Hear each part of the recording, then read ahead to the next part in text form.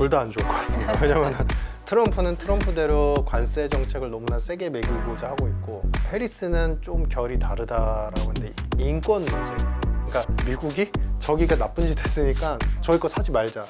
그러니까 이 공급망이 훼손이 되면서 폴리시콘 가격이 급등을 했거든요. 이런 현상이 해리스 때는 더 세게 나타날 수 있다. 그러니까 중국은 조금 안 좋다라는 얘기들 많이 하셨는데 좀 객관화할 필요는 있습니다. 구조학적으로는 우리나라도 좀 따라갔으면 하는 부분이,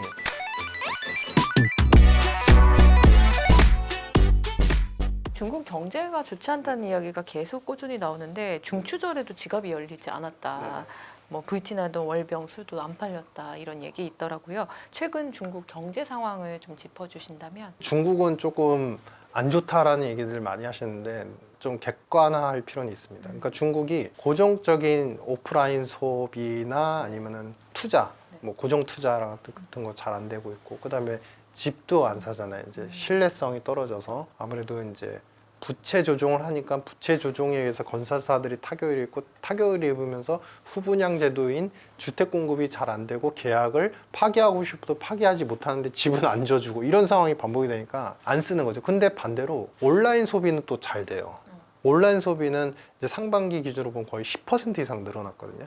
그리고 또 반면에 무역 수지는 또 개선이 돼요. 반도체나 디스플레이 이쪽의 수출이 또 잘 돼요. 물론 이제 기술이나 이런 측면에서 약간 저가 쪽이 가깝겠지만 중국 다 안 좋다, 저도 안 좋다고 생각합니다. 근데 왜 양면성을 얘기하냐면 구조학적으로는 우리나라도 좀 따라갔으면 하는 부분이 부채를 조절하고 있잖아요. 인위적으로라도 억지로라도 조절하고 있잖아요. 근데 10년 전에 시진핑이 얘기했던 우리는 내수의 위주로 부채에 의한 양적 성장은 안 할 거다가 지금 어찌 보면은 현실화되고 있는 것처럼 보여요. 그래서 우리가 눈으로 목격하는 소비 시장에서는 되게 안 좋지만 실제 소매 판매가 그렇게 나쁘진 않다는 거죠. 그래서 막상 지표가 나오면은 그걸 보고서 아, 중국은 다 이건 엉터리 통계야 이렇게 이제 평화를 하지만 실제로 구조학적으로는 좀 그런 부분이 있고, 걱정할 거는 확실히 양적 성장은 이제 끝난 거죠. 그러니까 이제는 5% 그다음에 4% 후반대 성장 예상을 하지만 아마도 머지않은 시점에 4% 초반 3%까지도 성장을 다운그레이드가 될 것 같다. 왜냐하면 그 전에 모든 5%, 6%, 7%의 성장은 사실 부채를 끌어서 투자를 하고 그러면서 공격적으로 제조업이 살아나면서 나타난 현상이었는데, 지금 같은 경우는 이제 내수 위주로 성장하는 구조가 형성이 되면 아무래도 많은 인구인데 내수의 성장에서만 모든 소득과 모든 이제 그 경제 활동의 근원이 나온다고 한다면 사실은 둘 중에 하나죠. 내수 소득이 확실하게 늘 수 있는 것 방편이 나오든지 아니면 인구가 줄든지 둘 중에 하나죠. 그러니까 그만큼 이제 조절에 들어갔다. 좀 슬림화하는 경제 구조로 변화하기 시작을 했다. 뭐 이렇게 생각합니다. 미국 대선의 이제 결과에 따라 중국도 영향을 많이 받을 것 같은데, 트럼프와 해리스 각각 이제 대선에 당선된 경우 중국 경제에 미치는 영향이 좀 어떻게 달라질지. 둘 다 안 좋을 것 같습니다. 왜냐하면 트럼프는 트럼프대로 관세 정책을 너무나 세게 매기고자 하고 있고, 근데 이제 출발점은 이제 미국을 위해서 관세를 매긴다. 그러니까 쉽게 말하면 트럼프는 세율 인하할 거니까 거기서 세입이 줄면 당연히 그 돈을 관세로 메꾸겠다. 이게 단순 논리죠. 근데 해리스는 좀 결이 다르다라고 했는데 이분은 더 무서울 수 있다 이랬잖아요. 인권 문제. 그러니까 예전에 우리 신장 위구르 노동자 탄압했다고 그래가지고 이제 바이든 정부 때, 아직도 바이든 정부이긴 하지만 그 민주당에서 당장 미국이 필요한 태양광 관련된 폴리실리콘을 중국 걸 특히 신장 위구르에서 생산된 건 사지 말자 이랬거든요. 근데 필요한 건 미국이었어요. 당장 필요한 건 미국인데 미국이 저기가 나쁜 짓 했으니까 저희 거 사지 말자. 그러니까 이 공급망이 훼손이 되면서 폴리시콘 가격이 급등을 했거든요. 이런 현상이 해리스 때는 더 세게 나타날 수 있다. 그러니까 사실은 이제 미국 기업들 입장에서 중국의 제조업 부품이라든지 많은 원자재 가공품들은 필요한 요소가 많아요. 근데 그런 것들을 이제 해리스는 인권에 대한 문제가 중국 내부의 문제뿐만 아니라 중국, 대만, 홍콩 다 연결이 돼 있잖아요. 그러면은 그로 인해서 중국 물건을 안 사거나 관세를 매기거나 중국하고 컨플릭트가 심해지는 현상들은 더 가속화될 수 있다. 외국의 기관과 기업이 이제 위안화로 발행하는 채권 네. 판다본드 시장이 커지고 있다고 하는데 중국이 이를 계기로 이제 위안화의 영향력을 확대하려고 한다 이런 분석도 있더라고요. 박사님이 보시는 위안화 전망은 어떨까요? 위안화를 국제화하려면 당연히 그러니까 FX와 직결되는 게 뭐냐면 채권이죠. 바로 이제 국가의 어떤 상징성이 있는 게 국채죠. 그래서 이 채권 시장이 미국이 했듯이 미국의 채권 시장에 대한 수요는 왜 계속되나요? 생각해 보시면 채권이 워낙에 많이 팔려 있어요. 발행이 너무 많이 돼 있어요. 채권을 안 가지고 있는 나라가 없어요. 그 방편을 그대로 답습하는데 위안화는 그 완전 자율 변동 환율제가 아니에요. 아직도 관리 변동 환율제거든요. PBOC에서 이제 고시를 해가지고 매일 몇 퍼센트, 0.5% 정도의 이제 변동을 주면서 바스켓 통화, 그러니까 다른 통화 대비 가치가 얼마니까 지금 오늘 날짜에 환은 위안화 가치는 얼마입니다. 이렇게 고시를 하거든요. 이렇게 고시하는 환에 연동되는 채권을 전 세계가 자율적으로 사기는 힘들다. 왜냐하면 가격의 통제는 결국에는 국채는 환과 금리 요소인데 금리도 사실상 그 중국의 공산당이 어느 정도 통제를 하는데 환까지 PBOC가 중앙은행이 통제를 하고 있다면 사실 통제되는 상품을 내가 사서 그들이 가격을 쉽게 다운그레이드 하거나 쉽게 올리거나 하는 리스크에 항상 이렇게 노출이 될 수 있거든요. 다만 신흥국이나 중국과 교역이 많은 국가들 입장에서는 아시아 일부의 국가들 입장에서는 안 살 수가 없겠죠. 왜? 그들한테 교역을 하기 위해선 기본적으로 그들의 금융자산을 사면서 어느 정도 협조적으로 보여야 되니까. 물론 그들의 파이와 블록을 형성하기 위해서 중국은 열심히 달릴 겁니다. 하지만 그것도 역시 달러가 무너질까요? 이제 대체할 통화가 없습니다라고 말씀드렸다시피 반대로 생각하면 유럽이 만약에 그 파이에 들어갈 것이냐, 영국이 들어갈 것이냐, 일본이 들어갈 것이냐, 어쨌든 세계를 리딩하는 일부의 국가들 봤을 때 안 그럴 것 같습니다. 그래서 한계가 있다 이런 생각입니다. 중국산 전기차에 대해서 EU가 이제 관세 폭탄을 때리려고 하니까 중국이 이제 전방위 외교전에 시진핑까지 나섰더라고요. 최근 전기차 관련된 중국의 행보는 좀 어떻게 보실까요? 이거를 좋게만 해석한다면 중국의 전기차는 배터리도 자율적으로 내수해서 너무나 싸게 잘 만들고 물론 이제 효율적이지만 사실 쓸 때는 불안정성도 아직 되게 많은 걸로 알고 있어요. 근데 어쨌든 싸게 생산을 해가지고 전기차에 스스로 탑재를 해서 만들다 보니까 우리가 무역 거래에서 불공정 거래를 생각해보면 반덤핑이 되는 거죠. 그러니까 너무나 저렴하게 만들지만 상품의 효율성이나 이렇게 안전성, 내구성 없는 상태에서 마구잡이로 찍어가지고 판매하면 그러면은 그만큼 자국의 기업들이 피해를 볼 수 있으니까 여기에 관세를 매길 수밖에 없는 구조이죠. 그러니까 이제 시진핑은 더 공격적인 자세를 취하지만 중요한 거는 제일 큰 파이 시장이 중국 내부에서도 내수 시장, 중국은 다 전기차로 지금 다 변신했잖아요. 왜냐면은 워낙에 큰 비아드라는 기업이 있으니까. 근데 중요한 거는 미국 시장하고 그 다음에 그 유럽 시장을 같이 섞어나지 못하면 결국엔 내수 파이 시장에서만 팔다가 거기서 한계점에 봉착할 거예요. 그러니까 그만큼 시진핑 입장에서는 제일 중요한 그동안에 이제 약간은 이제 우리가 외도를 했던 독일한테 계속 협력을 요구할 수밖에 없고 그런 대신에 이제 독일한테 이 문을 열어줘, 좀 낮춰줘 이렇게 요구를 하면서 중국이 갖고 있는 원자재의 풍부함 이런 것들을 그리고 이제 에너지 관련되는 것들을 좀 독일은 얼마 전까지 이제 화들짝 놀랐잖아요. 러시아 이제 가스 제재 이런 이슈 때문에. 그래서 그런 것들을 독일한테 살며시 계속 요구하면서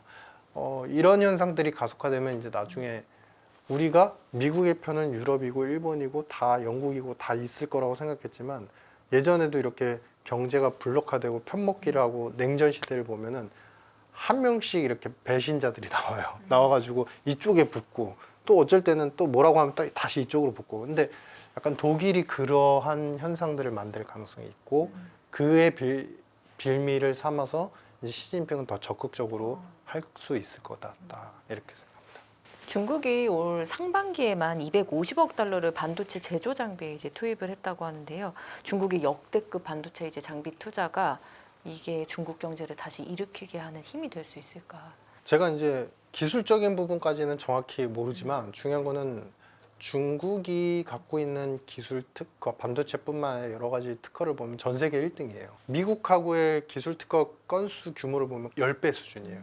근데 그 중에서 쓸 수 있는 거는 10분의 1도 안 되는, 그러니까 사실상은 별 필요 없는 이제 연구소라든지 대학 학교에서 이제 기술 특허를 내면은 다 받아주는 거예요. 기술에 대해서 정교함보다는 양으로 승부를 보는 거예요. 그래서 투자 규모도 늘리고 그러다 보니까 저가형, 좀 기술의 수준이나 이런 것들은 조금 미국보다는 다운그레이드 됐지만 저가형이고 효율성이 있는 반도체 관련되는 이제 부품이라든지 산업 이제 제품들을 가지고 그걸로 이제 승부를 보려고 하는 것 같은데, 미래 반도체 산업을 석권을 하고 거기서 수출 경쟁력을 늘리면 AI 쪽을 갖다 생산을 해야 되는데 그 기술을 갖다가 모방하고 베낄까봐 사실 위험 요소가 있다 그래서 미국의 AI 관련되는 제품들 부품들에서는 돈이 안 돼도 좋으니까, 돈이 줄어도 좋으니까 수출하지 마 이렇게 금지를 내렸잖아요. 그게 좀 중국의 한계성을 만들 수 있을 것 같아요. 저가형 반도체는 충분히 만들어서 수출할 수 있는데, 예전에 우리 디스플레이가 한참 핫했던 적이 있었잖아요. 스마트폰이 나오면서 범용적으로 이제 디스플레이가 다 스마트폰뿐만 아니라 여러 가지 이제 그 노트북에도 쓰이고 막 그럴 때 사실 중국이 그때 했던 행태를 보면 우리나라의 우수한 기업들한테 1,000억, 2,000억 수출해가지고 사실은 중국의 공장을 돌릴 수 있는 정도의 장비도 아니에요. 굉장히 소규모로 1,000억, 2,000억이 소규모예요. 그들 입장에서. 근데 그걸 해서 그 기술을 모방을 해서 2년, 3년 뒤에 비슷한 제품을, 장비를 스스로 내놓고는 했거든요. 그러한 이제 기술 답습에 대한 부분들이 본격화되는 것 같은데, 그걸 위해서 돈도 많이 투입을 하는데 이게 본격적으로 이제 내수를 살릴 정도의 힘을 갖지 못할 것 같다. 중국 정부가 부동산 침체 타겟책을 이제 내놓고 있지만 거의 이행이 되지 않고 있다고 하는데요. 이 중국 경제의 발목을 잡고 있는 이 부동산 경기 침체 언제까지 이어질 것으로 예상하고 계실까요? 이거는 이제 L자형으로 간다라고 봅니다. 왜냐하면 이제 우리가 시진핑이 이번에 이제 이렇게 부동산 시장이 안 좋아지고 개인들이 이제 심리가 안 좋아진 거는 부채 조정이잖아요, 이슈가. 그러니까 부채로 성장을 했고, 그리고 부채로 기업들이 많은 주택을 공급을 함과 동시에 건설사들이 많이 판매하면서 또 개인들도 빚을 져서 부채로 또 집을 샀잖아요. 근데 이 부채의 조정을 기업부터 시작을 한 거죠. 부채로 성장한다는 거는 구조적으로 뭐냐면은 항상 양면성이 있는 거예요. 없는 돈을 가져와서 투자를 하고 집을 짓고 없는 돈을 가지고 집을 사는데 이걸 안 하기로 한 거잖아요. 조정을 하기로 한 거잖아요. 지금 레드라인이라고 그래서 부동산 그 부채 관련되는 이제 기준점을 정했는데, 이제 시진핑이 그거를 좀 완화시켜 준다는 거는 발표를 했어요, 얼마 전에. 근데 완화는 이제는 안 먹혀요. 아예 다시 되도록해서 없애거나 그러지 않는 이상은 공급을 하는 투자자들 입장에서, 그다음에 수요자들, 집을 사는 입장에서 이걸 믿고 갈 수는 없다. 왜냐면은 부채로 성장해가지고 집을 공급하던 기업들이 부채가 못 쓰게 되니까 이게 주택이 언제 완료가 되고 어떻게 잘 계획대로 추진이 될지 미지수가 있는 상태가 반복이 되는 거예요. 그런 상태에서 주택을 쉽게, 실수요자라면 모르겠지만 쉽게 구매를 할 수 있을 것이냐에 대한 문제가 있다. 즉 중국 시진핑 입장에서는 그냥 하나만 취하는 게 맞다.